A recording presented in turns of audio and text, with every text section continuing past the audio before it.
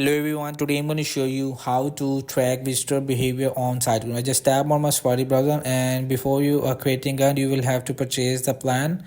And if you want to buy a premium or subscription of siteground, please go through the link in description. You will get a referral code from me.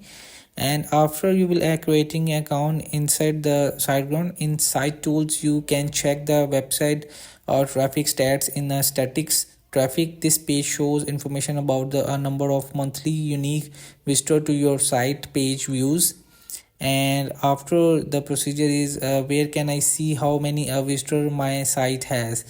To check the traffic towards your website, go to site tools, statics, traffic, and traffic summary. This page shows information about the audience, how many peoples. So how do I see where my traffic is coming from? Go to site tools, statics, traffic, audience to check visitor from which countries visit your website the most. So you can analyze it, and hope this video help you. Please don't forget to like and subscribe and get notified for more videos.